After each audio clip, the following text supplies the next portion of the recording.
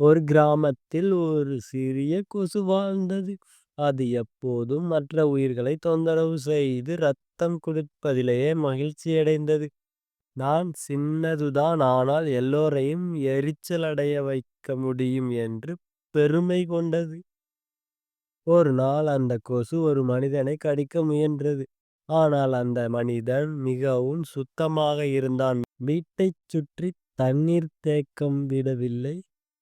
ஜன்னலில் வலை போட்டு வைத்திருந்தான். கொசு உள்ளே செல்ல முடியாமல் தவித்தது. அப்போது ஒரு பெரிய ஈ கொசுவிடம் சொன்னது, சுத்தம் இல்லாத இடம் தான் நமக்கு இடம் தரும். சுத்தமான இடம் நமக்கு வாழ முடியாது.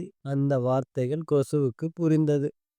நாம் மற்றவர்களை தொந்தரவு செய்தால் நாமே அழிந்து போகிறோம் என்று உணர்ந்தது. அதன் பிறகு அந்த கொசு மனிதர்களை தொந்தரவு செய்யாமல் காடுகளில் வாழத் தொடங்கியது. சுத்தம் ஆரோக்கியம் தரும், தொந்தரவு செய்வது நமக்கே தீங்கு.